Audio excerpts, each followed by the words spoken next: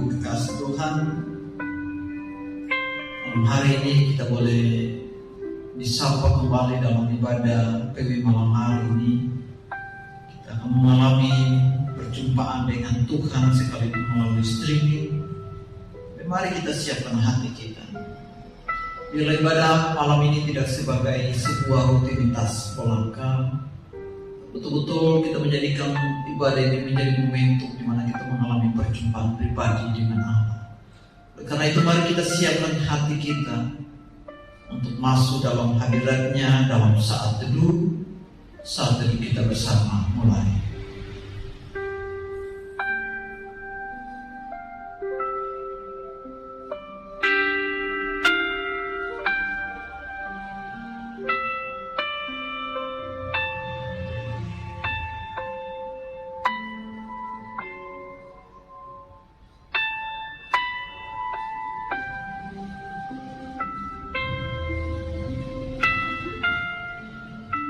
Saat itu selesai,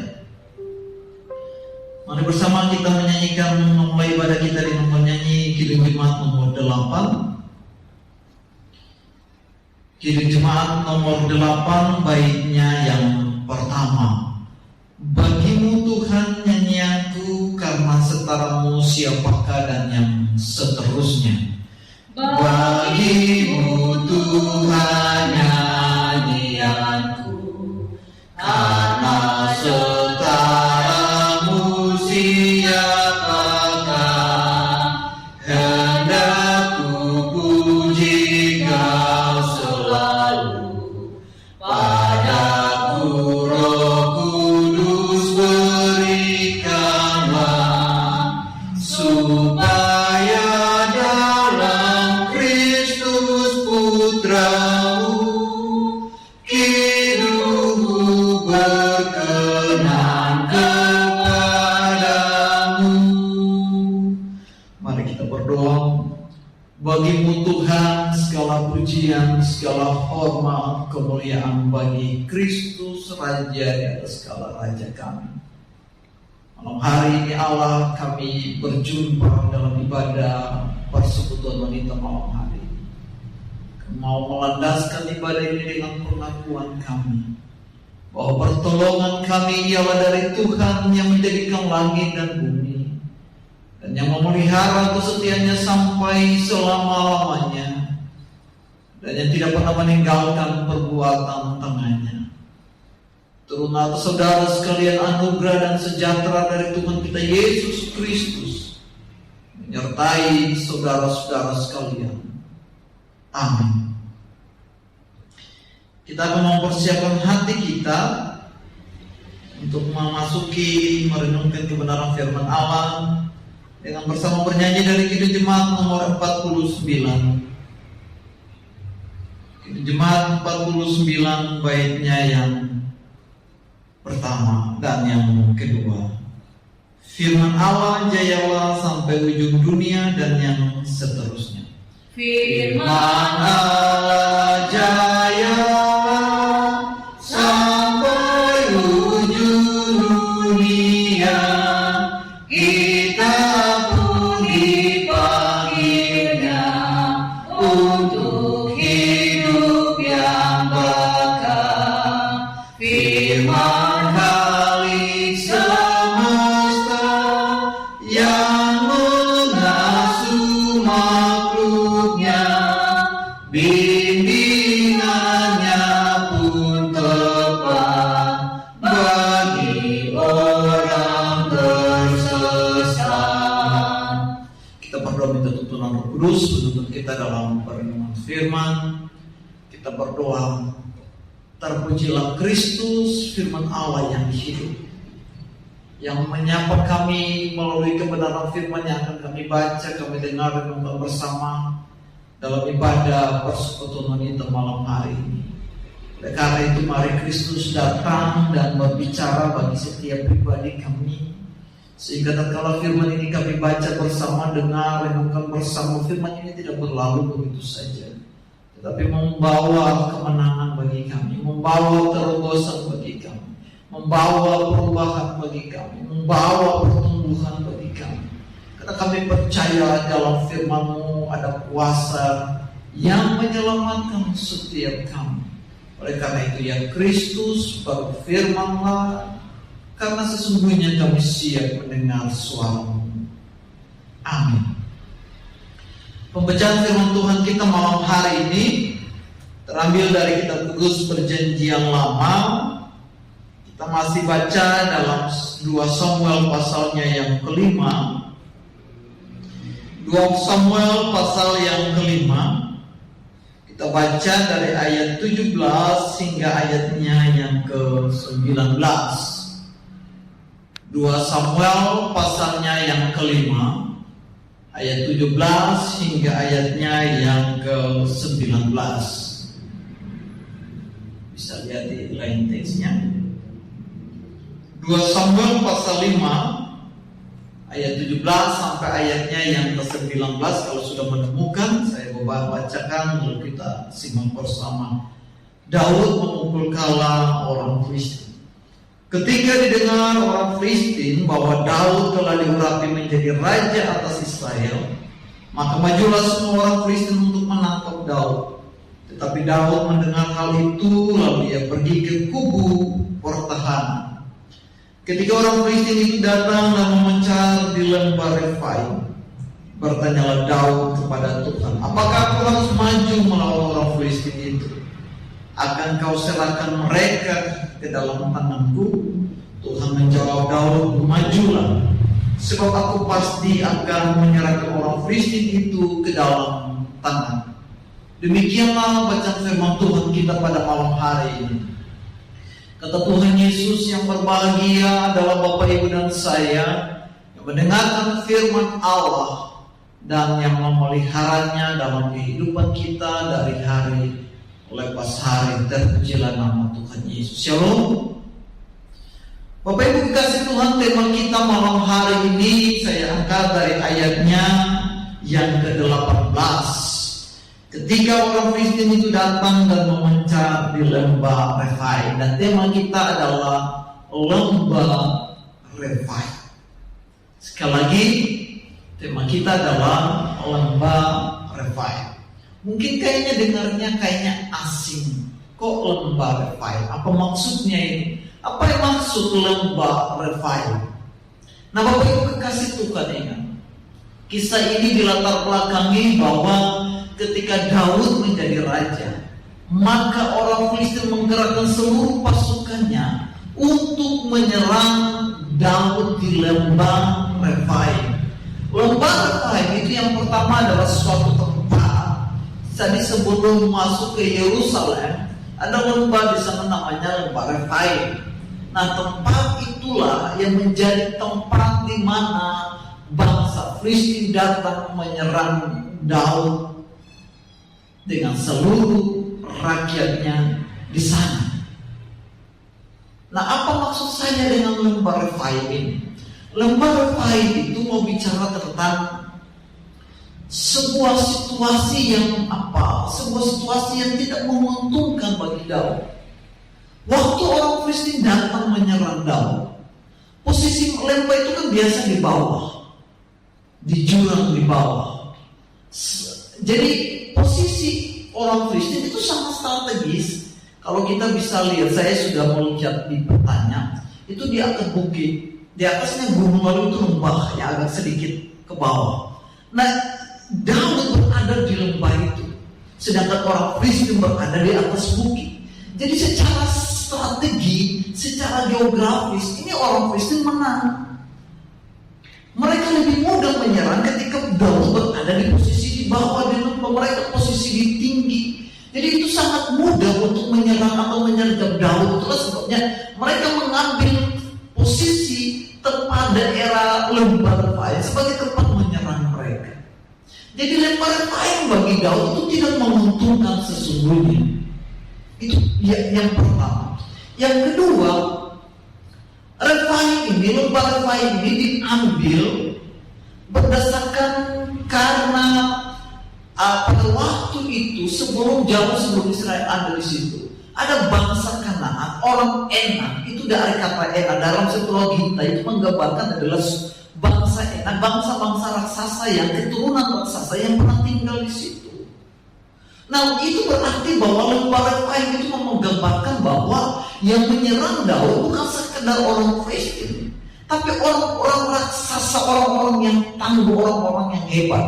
Masih ingat kita waktu Daud berperang melawan Goliat, si orang Filistin itu? Alkitab menggambarkan dia adalah seorang raksasa yang tinggi besar. Jadi lembah Refaim itu yang pertama bicara soal geografis yang tidak menguntungkan bagi Daud, tapi menguntungkan bagi bangsa Filistin.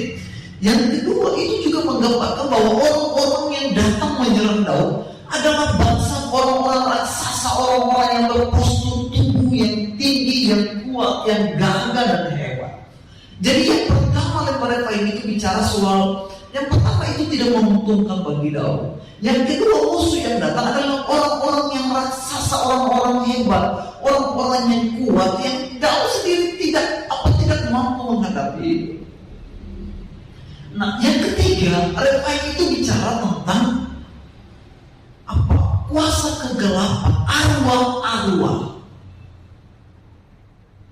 Istilah Refaim itu sendiri artinya bahwa ketika bangsa Filistin datang menyerang mereka, menyerang Daud, menyerang Israel, tidak sekedar hanya menguntungkan mereka secara geografis, mereka tidak hanya diperlengkapi saja dengan orang-orang yang tangkas, yang hebat, yang perkasa, yang raksasa, tapi juga mereka punya kuasa kegelapan yang mampu menguntungkan mereka.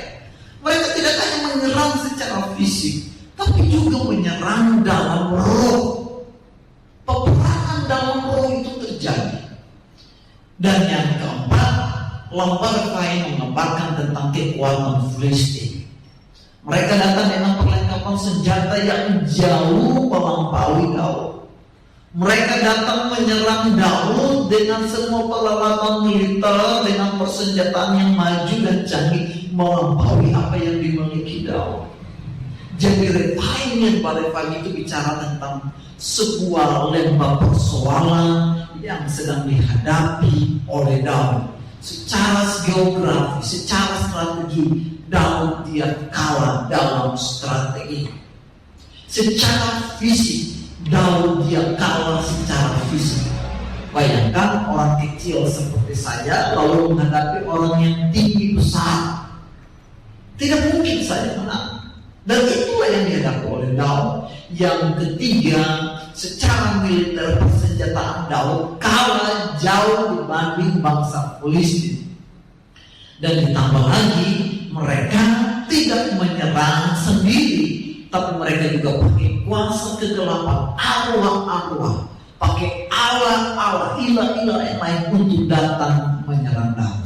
Jadi lengkaplah persoalan Daud. Secara strategi dia kalah dalam peperangan, secara visi dia kalah, secara perlengkapan dia kalah. Bahkan dia diserang oleh kuasa kegelapan. Dia diserang di segala penjuru. Itulah sebabnya Alkitab mencatat, mengulang kata lembah Refaim itu sampai 2 kali dalam perikop bacaan itu. Betapa pentingnya lembah Refaim itu. Tetapi ketika Daud masuk menghadapi Filistin di lembah Refaim, apa yang terjadi? Alkitab mencatat Daud memenangi peperangan itu.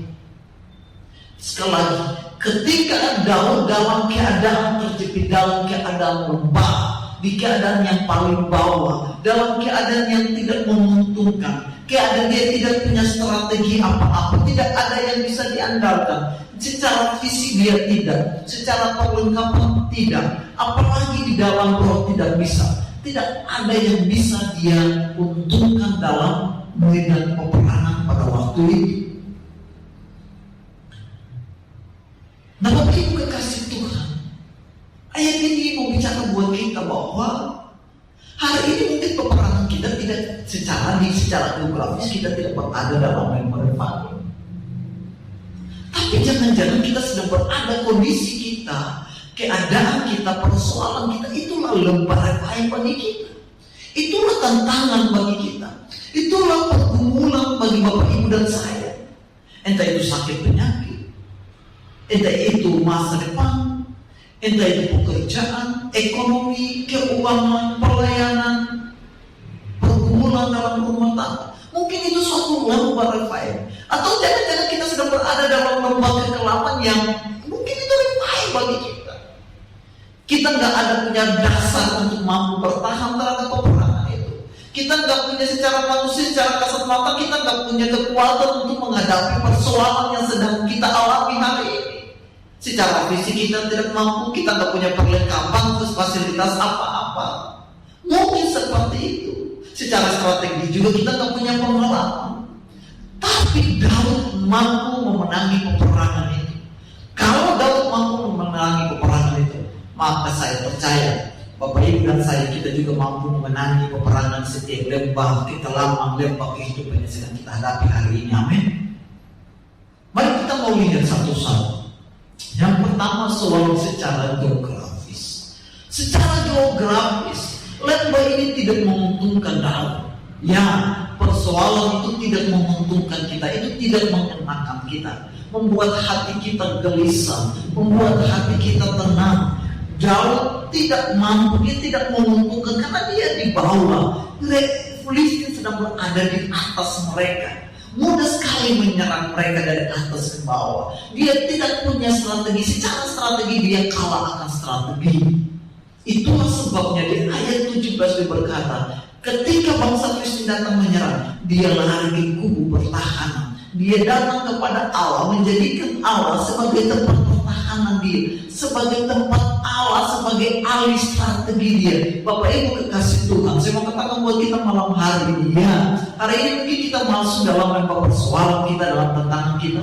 Kita nggak punya strategi apa-apa, kita nggak punya taktik apa-apa, kita nggak punya pengalaman apa-apa. Tetapi ketika kita menjadikan Allah sebagai kubu pertahanan kita, ketika kita menjadikan Allah sebagai ahli penasihat kita, ketika kita menjadikan Allah sebagai Allah yang ahli strategi kita, maka dia akan membawa kemenangan bagi Bapak Ibu dan saya. Dia akan berperan menggantikan Bapak Ibu dan saya hari ini. Oleh karena itu, jadikan Allah sebagai ahli strategi kita. Mungkin keadaan kita hari ini tidak menguntungkan kita.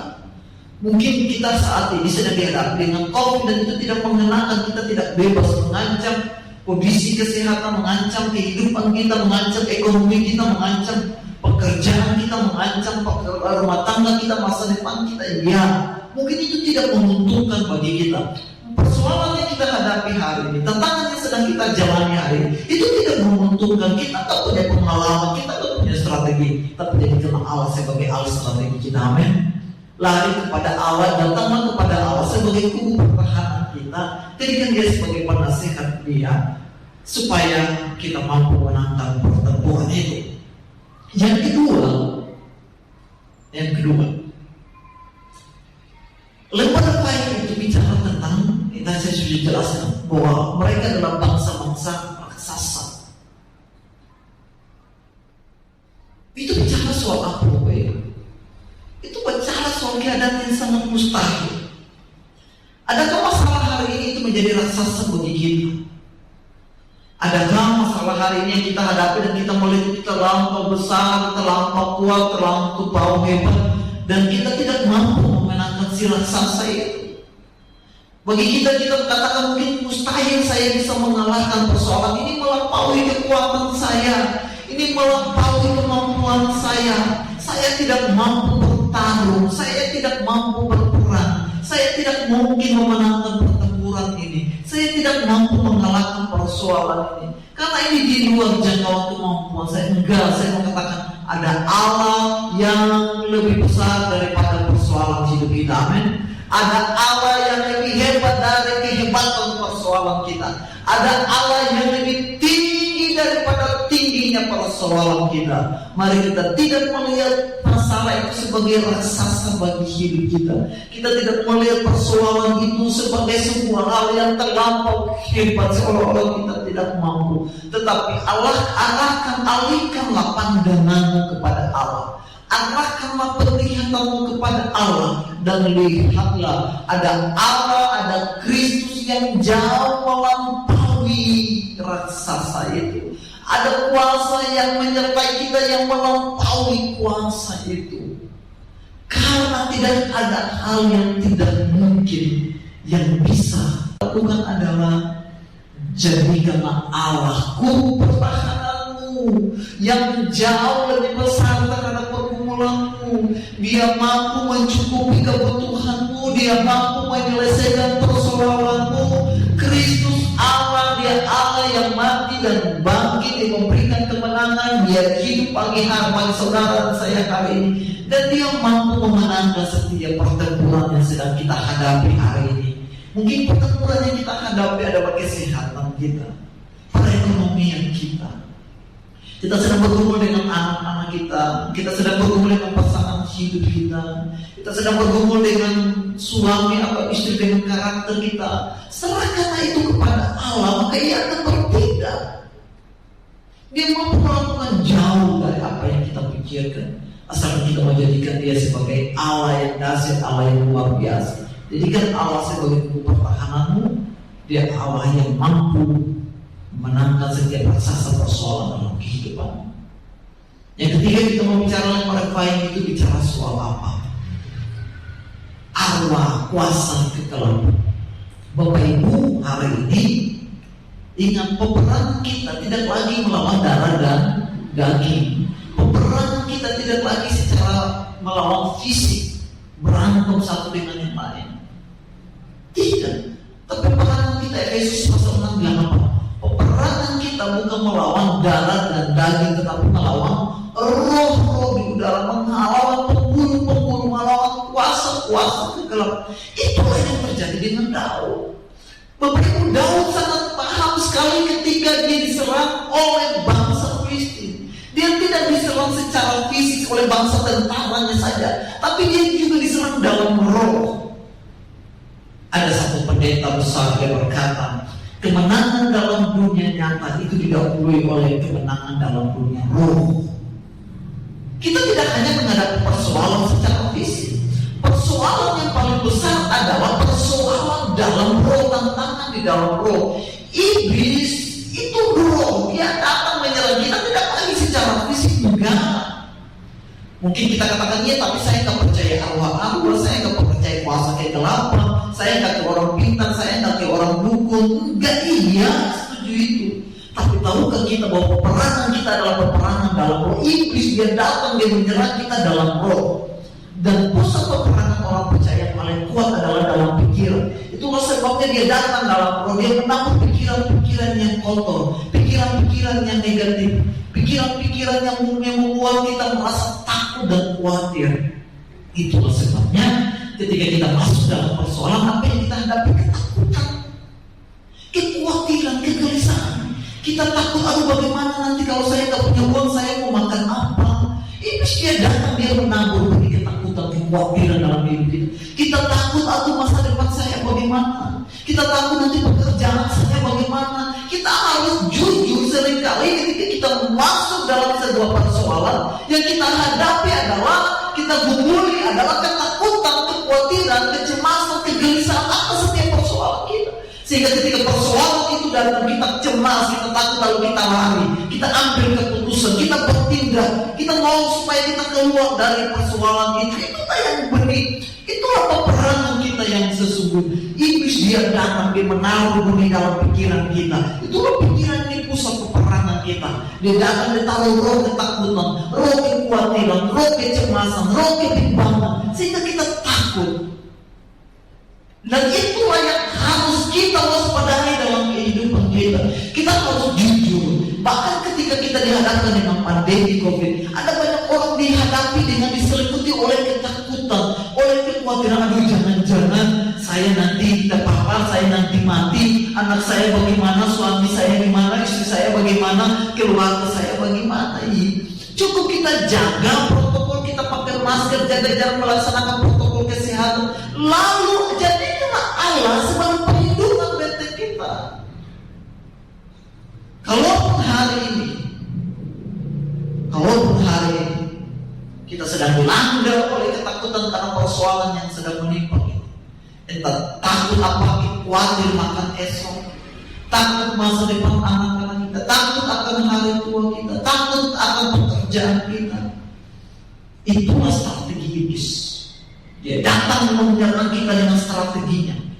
menabur benih roh ketakutan, roh kecemasan, roh kekhawatiran, roh kegelisahan. Supaya apa? Lalu kita mengambil keputusan, kita bertindak. Dan terkadang keputusan yang kita buat ketika dalam persoalan itu, ketika kita buru-buru, maka keputusan itu pasti salah. Kita mau cepat-cepat ambil sebuah tindakan pencegahan, maka itu salah. Apa yang Daud lakukan? Strategi apa yang Bapak Ibu lakukan ketika menghadapi peperangan dalam roh? Alkitab kalau kita baca di Efesus bilang itu kan peperangan kita untuk melawan darah dan oleh karena itu kita harus punya senjata. Kita harus punya perlengkapan senjata Allah. Dibilang berketepungan keselamatan, pedang roh yaitu firman Allah. Ini harus pedang menjadi pedang kita untuk melawan dan memiliki iman. Dan Daud melakukan itu di ayat 17. Dia datang ke kubu pertahanan, dia menaikkan penyembahan kepada Allah, dia membangun hubungan dengan Allah, dia menjadikan Allah sebagai kubu pertahanan. Dia bertanya kepada Allah, dia menjadikan Allah sebagai pusat strategi dia. Apa strategi Bapak Ibu dan saya ketika kita menghadapi persoalan hari ini? Bapak Ibu, apa strategi kita? Oke, sekarang kita sedang dihadapkan dengan lembah Refine. Kita sedang dihadapkan dengan lembah persoalan. Kita sedang masuk dalam peperangan roh, ketakutan, kecemasan, kekhawatiran kita. Lalu apa strategi kita untuk memenangkan persoalan itu? Alkitab berkata apa? Datang ke kubu pertahanan. Itu harusnya strategi kita. Strategi kita adalah firman Allah menjadi pedang kita. Pedang roh yaitu firman Allah dan hubungan kita dengan Tuhan. Itu harus menjadi strategi kita. Sehingga kita tidak buru-buru mengambil keputusan, kita tidak buru-buru mengambil sebuah tindakan, kita tidak buru-buru melakukan sebuah penilaian, lalu kita melakukan menyerang balik dengan kata-kata yang menjatuhkan dan sebagainya. Hari ini orang ketika menghadapi persoalan, bukan dia datang kepada Allah, tapi dia datang kepada Facebook, dia buat status. Bukan dia curhat kepada Allah terhadap setiap pergumulannya. Dinaikkan di media sosial. Hari itu begitu. Orang buat status supaya dilihat, oh ya. Padahal itu menunjukkan bahwa kita tidak punya strategi apa-apa. Harusnya kita lari kepada Allah sebagai pertahanan kita. Hari-hari ini kita berperang dalam roh, tidak lagi dalam daging. Iblis dia datang, strategi dia, cara dia menyerang kita. Dia menyerang dalam roh. Dia menabur benih kebencian, dia menabur benih ketidaksukaan, dia menabur benih rasa iri hati, rasa kecemburuan, dia menabur benih kekhawatiran, ketakutan. Apa strategi kita memenangkan ini? Kalau kita tidak hidup dalam firman Allah, kalau kita tidak datang di kubu pertahanan, kita menjadikan Allah sebagai kubu pertahanan, kita akan kalah, kita tidak meraih kemenangan. Yang terakhir, lembar Refine itu bicara soal perlengkapan. Israel tidak punya Daud, tidak punya perlengkapan perang sebanding dengan Filistin. Mereka senjata mereka jauh kalah dengan bangsa Filistin. Ya, dia tidak punya persenjataan, dia tidak punya perlengkapan yang mumpuni, tapi dia punya Allah yang mumpuni. Ya, kita kali ini kita diperhadapkan dengan pergumulan kita.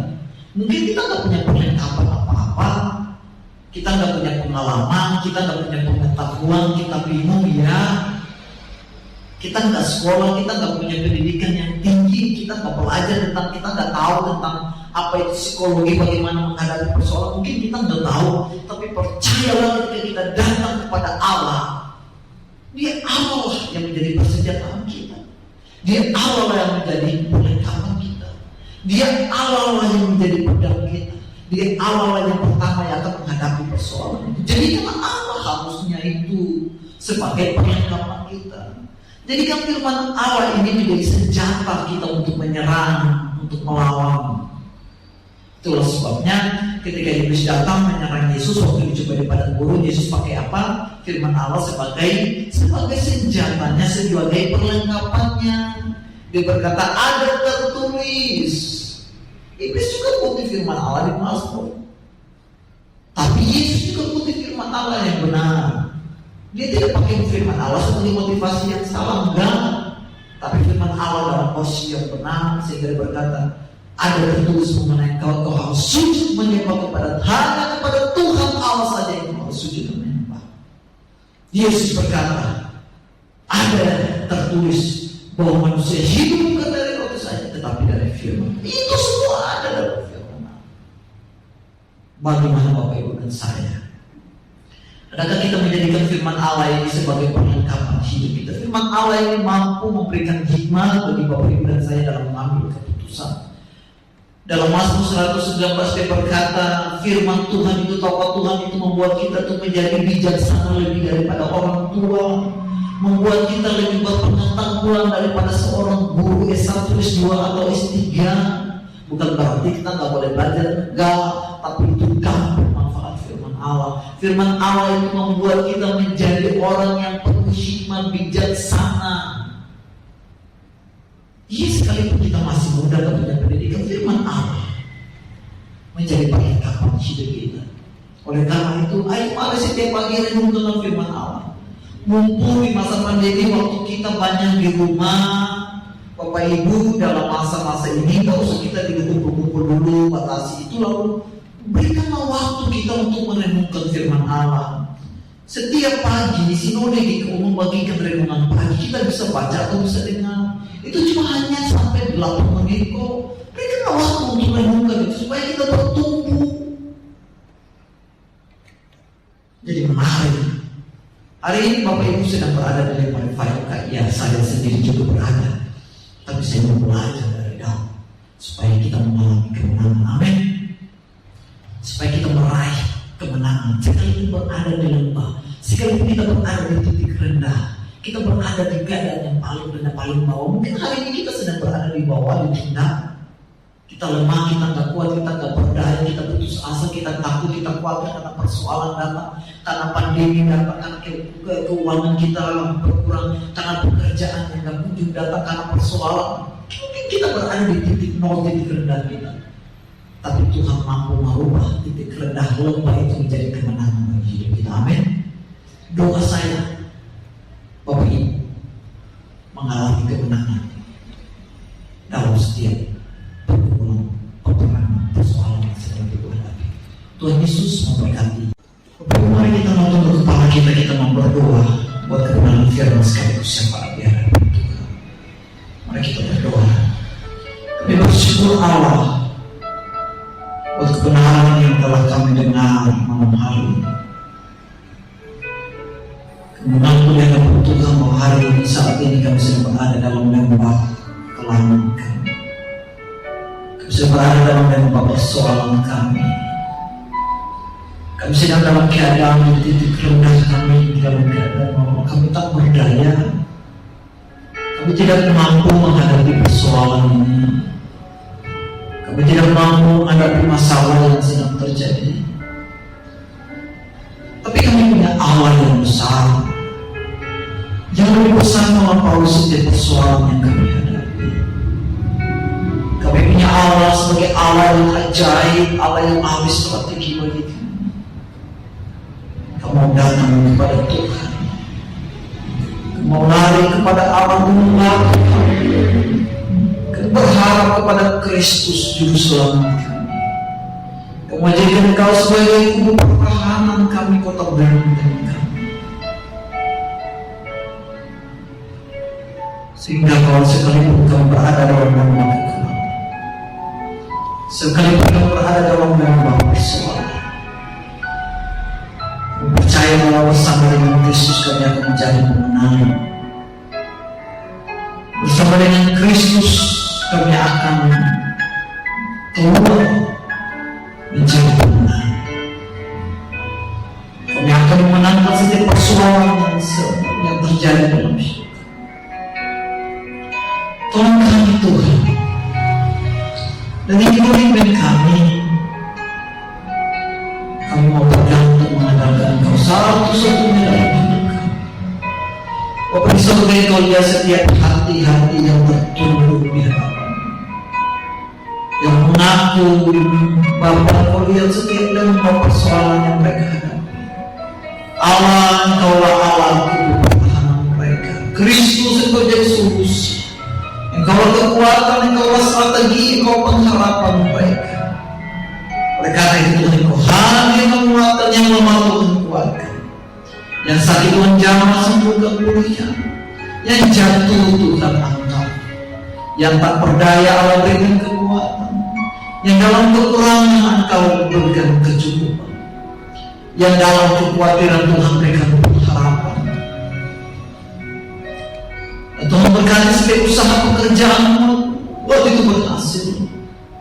Berkati lumbung mereka, bakul adonan mereka terisi penuh berlimpah-limpah di sana Tuhan. Berkati pekerjaan mereka, berkati masa depan, berkati masa tua mereka, berkati pelayanan yang ada di tempat ini. Kiranya berkat Allah mengalir berlimpah-limpah bagi setiap umat. Sehingga lewat berkat itu juga mereka mampu bersyukur kepada Tuhan lewat setiap pemberian persembahan mereka. Di dalam Kristus Yesus Tuhan berkati seluruh umatmu yang ada di GKUT Cikunir Indah. Tuhan memberkati gereja ini dengan seluruh kegiatan program pelayanan. Biar lewat gereja umatmu semakin bertumbuh di dalamnya. Secara khusus berdoa bagi kondisi bangsa kami yang sedang dilanda oleh pandemi COVID-19. Mana hari ini ada banyak yang terpapar. Berdoa bagi jemaat-jemaat di mana saja yang mengalami paparan COVID-19. Kristus Engkau hadir jamah sembuhkan pulihkan mereka dalam Kristus Tuhan. Allah berikan hikmat bagi para pemimpin bangsa dan negara kami.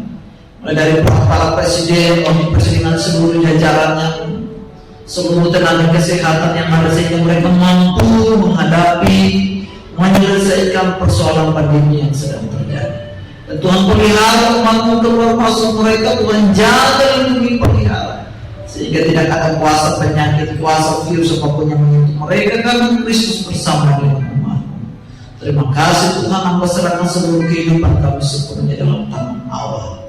Ampuni kami Tuhan apabila dalam ibadah ini dalam hidup kami ada hal-hal yang tidak berkenan, baik itu hati kami, pikiran kami, perkataan kami, perbuatan kami, mohon pertolongan Allah biar perkenanan terjadi atas kami. Terima kasih Allah. Ini doa kami, syafaat kami. Kami alaskan Tuhan dalam satu nama, di dalam nama Tuhan Yesus Kristus yang telah mengajar kami berdoa bersama-sama. Bapa kami yang di sorga, dikuduskan namamu, datanglah kerajaan-Mu, jadilah kehendak-Mu di bumi seperti di surga. Berikanlah kami pada hari ini makanan kami yang secukupnya, dan ampunilah kami akan kesalahan kami, seperti kami juga mengampuni orang yang bersalah kepada kami. Dan janganlah membawa kami ke dalam pencobaan, tetapi lepaskanlah kami daripada yang jahat. Karena Engkau yang punya kerajaan dan kuasa dan kemuliaan sampai selama-lamanya. Amin. Saatnya kita akan memberikan persembahan syukur kita kepada Tuhan. Sambil persembahan kita diedarkan dan kita boleh masukkan dalam amplop kita dan akan dikumpulkan nanti. Kita bernyanyi dari kiri jemaat 439 baitnya yang pertama. Kiri jemaat 439 bait yang pertama. Bila 18 melambat hidupmu dan yang seterusnya. Bila pangkas melanda hidupmu, bila putus asa dan letih lesu, berkat Tuhan satu-satu hitunglah, kau niscaya akan mendekasinya. Berkat Tuhan mari hitunglah, kau kan kagum oleh kasih-Nya. Berkat Tuhan mari hitunglah, kau niscaya kagum oleh kasih-Nya. Kita berdoa. Terpujilah Allah sumber berkat yang telah memberkati dengan segala kelimpahan berkat Allah baik jasmani maupun rohani. Dan sebagai ungkapan syukur kami boleh memberikan persembahan syukur ini Tuhan. Kami percaya memberi tidak pernah membuat kami menjadi miskin, dan hemat juga tidak membuat kami menjadi kaya. Tetapi ketika kami memberi Allah sumber berkat itu juga memberikan segala kelimpahan bagi kami. Karena siapa yang menabur dia akan menuai apa yang ia taburi. Dalam Kristus memberkati seluruh persembahan umat-Mu. Amin. Dan kita akan mengakhiri pada malam hari ini, kita bangkit berdiri dan kita menyanyi bersama di 440. Baik yang pertama dan setelah bukan baik yang kedua. Di badai depan dunia Tuhanlah perlindunganmu dan seterusnya. Di badai depan dunia Tuhanlah perlindunganmu, kendati goncang semesta Tuhanlah perlindunganmu. Ya Yesus gunung batu di dunia, di dunia, di dunia. Ya Yesus gunung batu di dunia, tempat berlindung yang teguh. Tuhan arahkanlah hati dan pikiranmu kepada Allah dan terimalah berkat Tuhan. Tuhanlah penjagamu, Tuhanlah naunganmu di sebelah tangan kananmu. Matahari tidak akan menyakiti engkau pada waktu siang atau bulan pada waktu malam. Tuhan akan menjaga engkau terhadap segala kecelakaan. Tuhan akan menjaga nyawamu. Tuhan akan menjaga keluar masukmu dari sekarang sampai selama-lamanya. Amin. Baiknya yang kedua, baik siang maupun malam. Baik siang maupun malam, Tuhanlah perlindunganmu. Niscaya takutmu hanya Tuhanlah perlindunganmu. Ya Yesus gunung batu di dunia, di dunia, di dunia. Ya Yesus gunung batu di dunia, tempat berlindung yang teguh. Mari kita bersatu bersama.